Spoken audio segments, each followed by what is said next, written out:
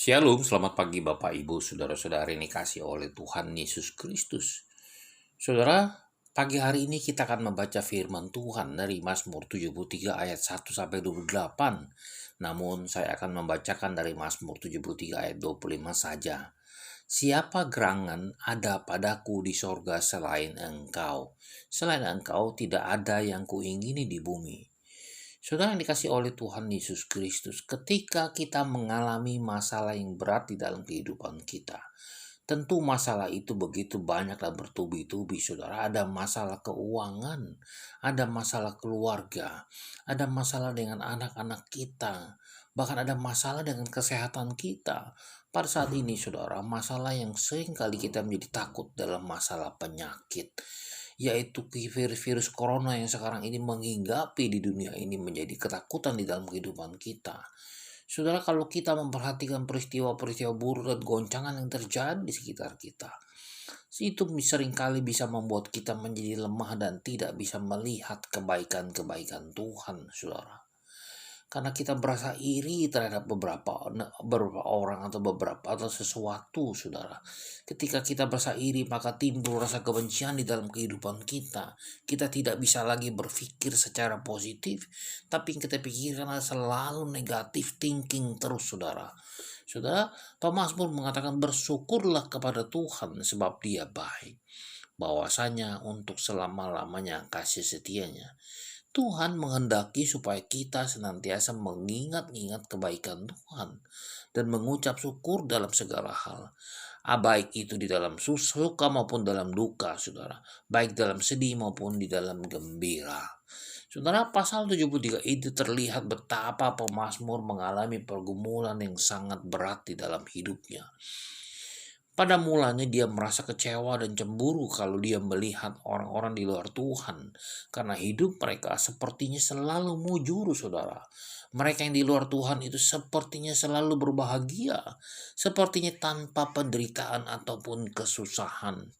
Padahal mereka itu menentang Tuhan dan hidupnya jauh daripada kehendaknya. Saudara, itu juga yang kita perhatikan di dalam kehidupan kita. Mereka yang jauh daripada Tuhan, mereka yang menentang Tuhan, sepertinya mereka itu berbahagia, sepertinya mereka itu kaya, saudara. Sepertinya mereka itu tanpa penderitaan ataupun kesusahan. Tetapi sebaliknya, pemazmur yang selalu berusaha hidup benar dan menjaga hati agar tetap bersih, justru mengalami ujian demi ujian. Demikian juga kita, saudara. Kita yang begitu setia kepada Tuhan. Kita seringkali berdoa kepada Tuhan. Kita bersekutu dengan Tuhan. Kita ke gereja untuk mendengarkan firman Tuhan. Bahkan kita juga bekerja untuk membantu dan melayani Tuhan dan membantu orang banyak, saudara. Tetapi justru seringkali kita mengalami ujian demi ujian. Sepanjang hari aku kena tulah dan kena hukum setiap pagi, demikian kata Mazmur 73 ayat 14, saudara. Mazmur juga merasa percuma ketika mempertahankan hidup benar itu, saudara.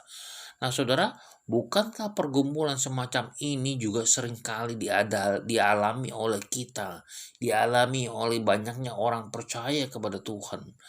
Mari kita perhatikan janji firman Tuhan. Berbahagialah orang yang bertahan di dalam pencobaan, sebab apabila ia sudah tahan uji, ia akan menerima mahkota kehidupan yang dijanjikan Allah kepada barang siapa yang mengasihi dia. Demikian kata Yakobus 1 ayat 12. Tuhan tidak pernah membiarkan kita bergumul sendiri, saudara. Adalah tidak sia-sia ketika kita hidup benar di hadapan Tuhan. Karena mata Tuhan tertuju kepada orang-orang benar.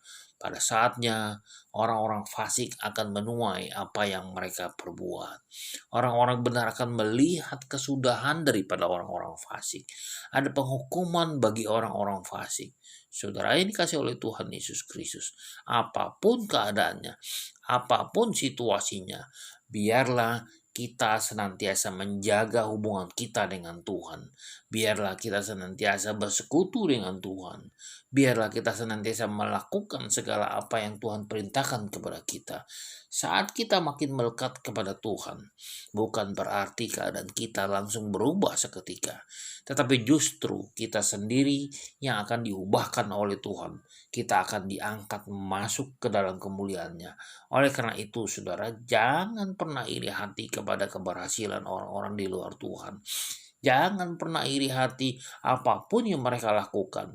Tetapi marilah kita selalu berpikir yang positif. Kita selalu berpikir bahwa itu adalah kehendak daripada Tuhan. Percayalah saudara, berkat telah Tuhan sediakan bagi yang setia kepadanya. Selamat pagi, selamat berkarya dan Tuhan berkati.